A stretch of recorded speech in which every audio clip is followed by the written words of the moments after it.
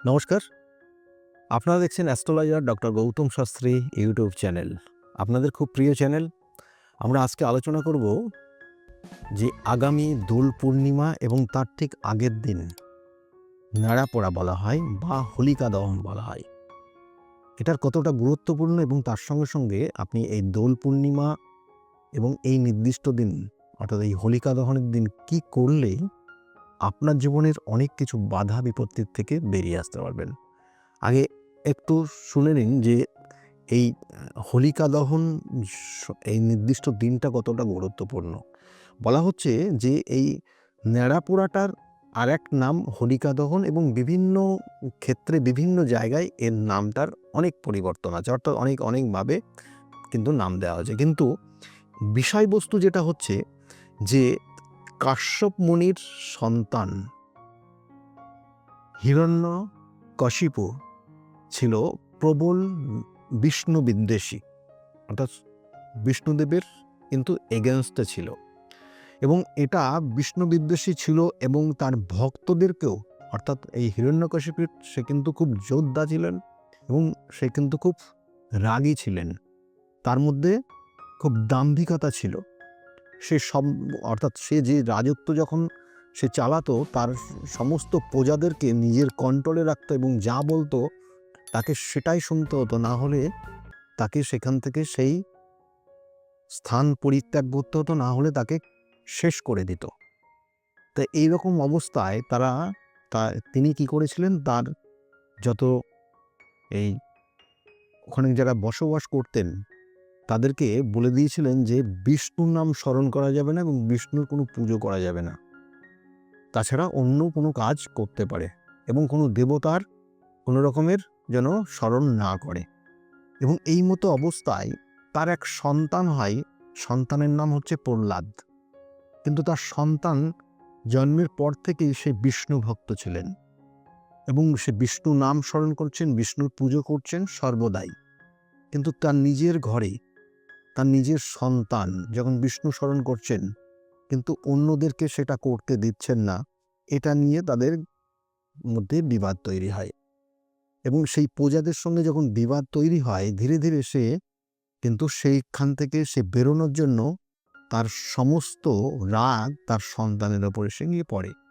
এবং কিভাবে সন্তানকে প্রথম অবস্থায় বলে কোনোভাবে কিছু হয়নি, কিন্তু সন্তান ধীরে ধীরে তার সমবয়সী যারা ছিল সেই প্রজাদের মধ্যে তাদের সঙ্গে মিলেমিশে যে বিষ্ণুর নাম স্মরণ করলে কত ভালো হবে এবং বিষ্ণুর নাম প্রচার করতে লাগলো এবং তাকে স্মরণ করলে জীবনে কতটা উন্নতি হবে সেটা যখন বলতে লাগলো, তখন স্বয়ং এই হিরণ্যকশিপু সে কিন্তু ভীষণভাবে বিরক্ত বোধ করলেন এবং সন্তানের ওপর সন্তানকে শাস্তি দেওয়ার জন্য তার মৃত্যু শাস্তি তিনি ঘোষণা করলেন।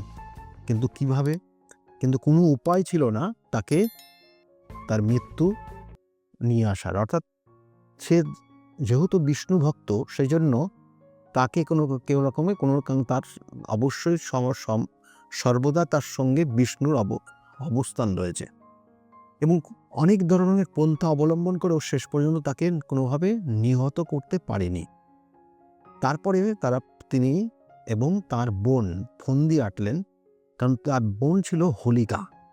তিনি বর পেয়েছিলেন ব্রহ্মার থেকে যাতে যে কোনোভাবে তাকে কোনো জায়গায় কেউ পুড়িয়ে মারতে পারবে না, অর্থাৎ আগুনকে তিনি জয় করে ফেলেছিলেন। আর হিরণ্যকশিপুর তিনিও বর পেয়েছিলেন, যে বর পেয়েছিলেন তাতে বলা হয়েছে তাকে দিনের বেলায় মারতে কেউ পারবে না, রাত্রেও কেউ তাকে মারতে পারবে না, কোনো অস্ত্র দ্বারা আঘাতেও তার মৃত্যু হবে না এবং কোনো মানুষ তাকে মারতে পারবে না এবং এই ধরনের বেশ কিছু শর্ত মেনে তিনি সেই বর পেয়েছিলেন।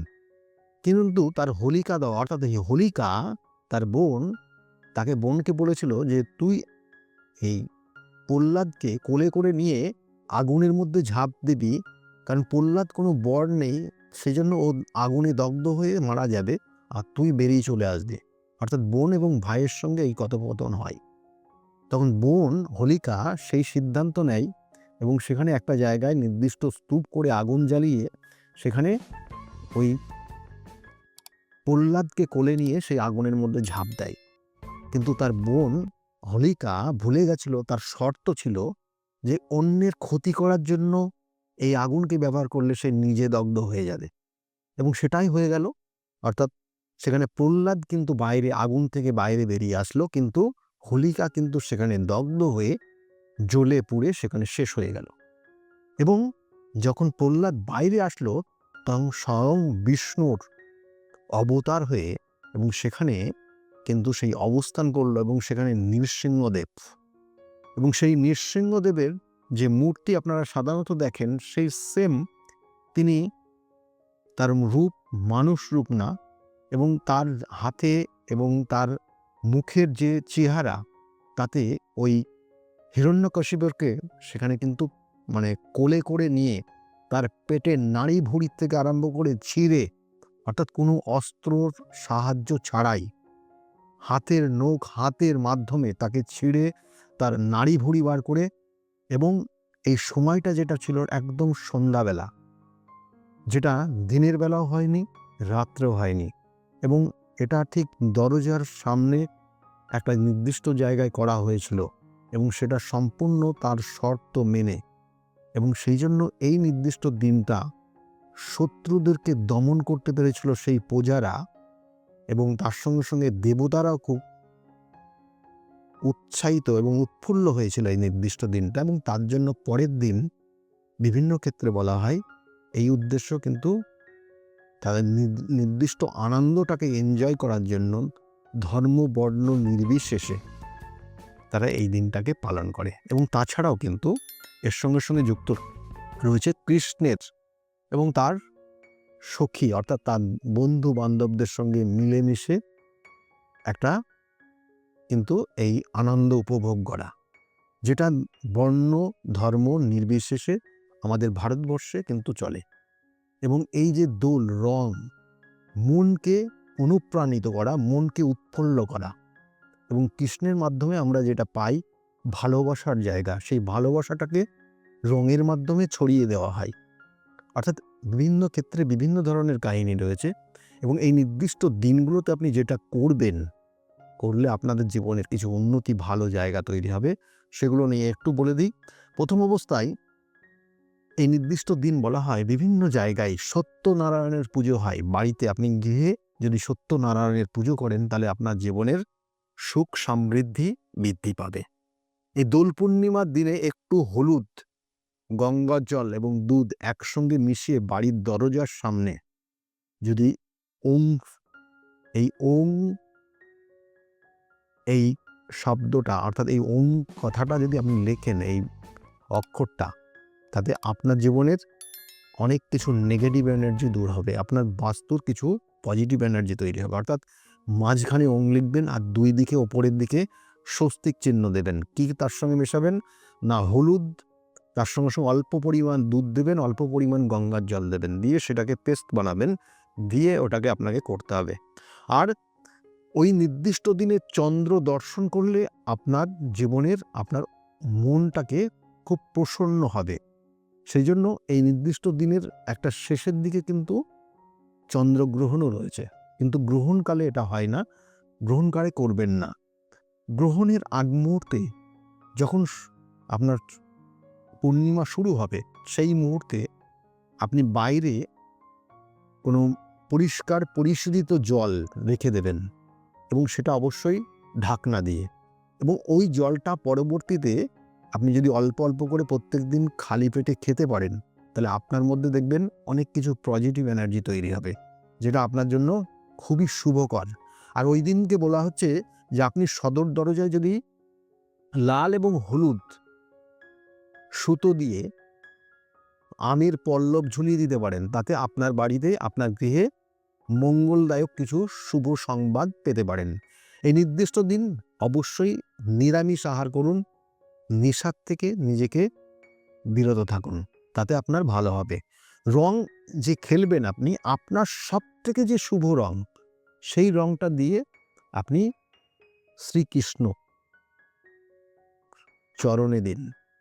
রাধা গোবিন্দর মন্দিরে গিয়ে আপনি ওই নির্দিষ্ট দিনে একটা ময়ূরের পালক এবং ওই রং দিয়ে আসুন, আপনার জীবনের অনেক বাধা বিপত্তি সেখান থেকে দূর হয়ে যাবে এবং আপনি অনেক ভালো থাকতে পারবেন।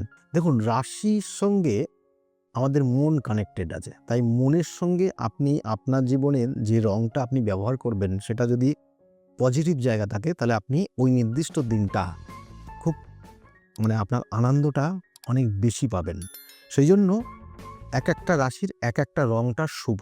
যেমন মেষ রাশির ক্ষেত্রে পিঙ্ক রং, অর্থাৎ পিঙ্ক কালার, গোলাপি রং খুব গুরুত্বপূর্ণ। তাদের জীবনকে একটা অন্যভাবে অনুভূতি দেয়। সেই জন্য মেষ রাশির জন্য আপনি গোলাপি রং ব্যবহার করবেন। এবং তার সঙ্গে সঙ্গে বৃষ রাশির যারা জাতক জাতিকা রয়েছেন তাদের জন্য যেটা সবুজ রং আপনার জন্য শুভকর, এবং তার সঙ্গে সঙ্গে কিছু সাদা রং আপনার জন্য শুভকর। সবুজ এবং সাদার কম্বিনেশন আপনার জন্য ভালো, এবং কখনো কখনো আপনি এই বৃষ রাশির জাতক জাতিকাদের ক্ষেত্রে লাল রংটাও ব্যবহার করতে পারেন, কিন্তু সেটা দিনের বেলা এবং সকালবেলা দুটো কিন্তু আলাদা। অর্থাৎ সকালের দিকে আপনি যখন লাল ব্যবহার করবেন, কিন্তু দুপুর 12টার পর থেকে সেখানে সাদা বা সবুজ রংটাকে বেশি ব্যবহার করার চেষ্টা করবেন, কারণ বৃষ রাশির দু রকমের কিন্তু সিমটম কাজ করে। এবং এর সঙ্গে সঙ্গে যারা মিথুন রাশির জাতক জাতিকার রয়েছেন তাদের ক্ষেত্রে সবুজ রং খুব গুরুত্বপূর্ণ।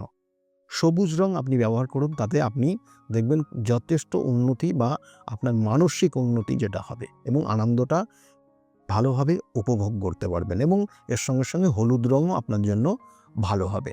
আর তার সঙ্গে সঙ্গে যাদের ক্ষেত্রে বলা হচ্ছে যে কর্কট রাশির যারা জাতক জাতিকার রয়েছেন, কর্কট রাশির জাতক জাতিকাদের অবশ্যই হলুদ রং খুব শুভকর। হলুদ রং আপনার জীবনের অনেক কিছু পরিবর্তন করে, এবং তার সঙ্গে সঙ্গে লাল হলুদ কম্বিনেশন আপনার জীবনের উন্নতি দেবে।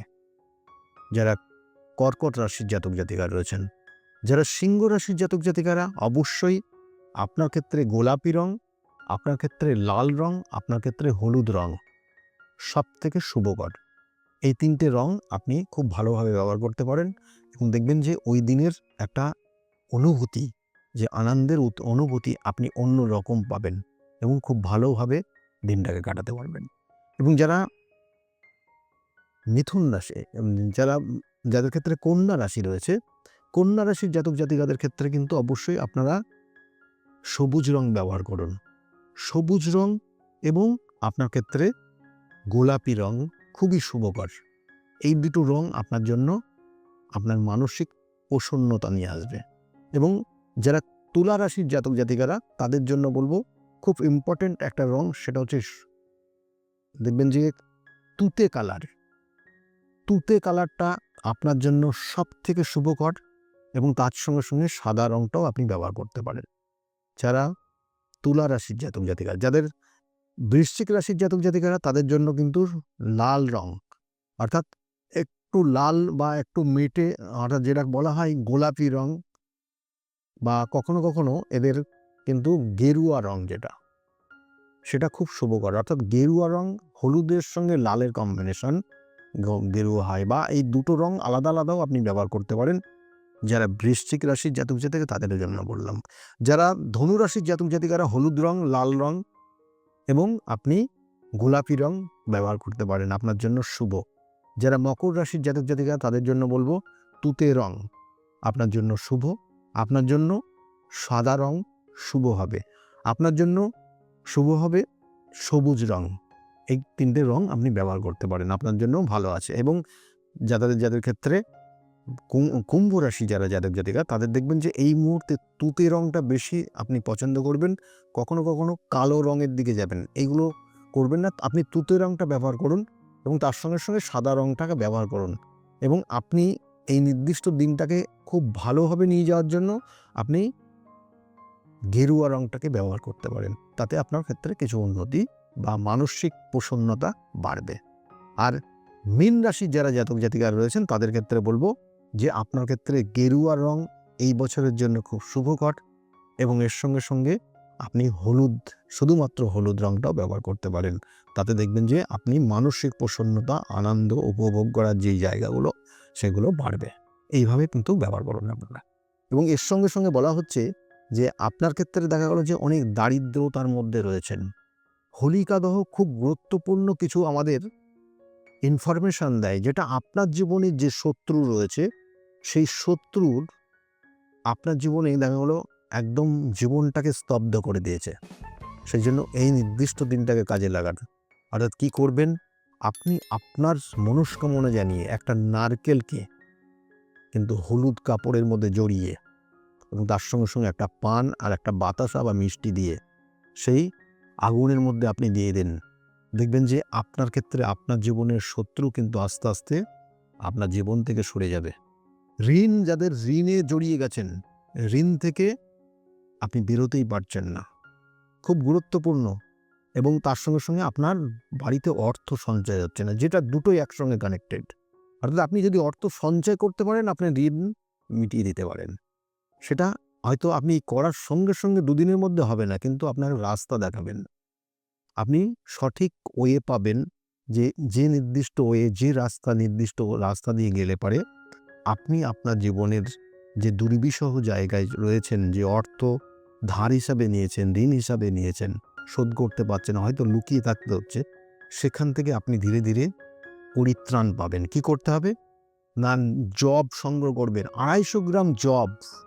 সেটা সাদা একটা শালু কাপড় বা সাদা কোনো কাপড়ের মধ্যে নিয়ে, সেটা যখন যেখানে হোলিকাদহ এই উৎসবটা হবে বা ন্যাড়া পোড়া, আপনার গ্রামের দিকে দেখবেন অনেক জায়গায়, বহু জায়গায় ন্যাড়া পোড়া হয়, এবং ওই দিনকে ওই ন্যাড়া পোড়া করার জন্য বিভিন্ন ধরনের শুকনো শুকনো যে কাঠ, সেগুলো বা অনেক বিভিন্ন ধরনের জিনিস সঞ্চয় করা হয়, এবং ওই সন্ধ্যাবেলায় ওটা জ্বালিয়ে দেওয়া হয়, এবং সেখানে আমরা থাকি। এবং সেখানে অনেক কিছু, সেখানে ছোলা দেওয়া হয়, গম দেওয়া হয় বিভিন্নভাবে, গাছের শুকনো গাছের ছোলা দিয়ে সেখানে দেওয়া হয়। তাই আপনি কি করবেন, ওই 250 গ্রাম জবকে সাদা কাপড়ের মধ্যে পুটলি করে আপনি আপনার মনস্কামনা, যে আর্থিক কষ্টের মধ্যে রয়েছেন, আপনি ঋণে জড়িয়ে গেছেন, সেখান থেকে যাতে বেরিয়ে আসতে পারেন, সেই অগ্নির মধ্যে দেবেন।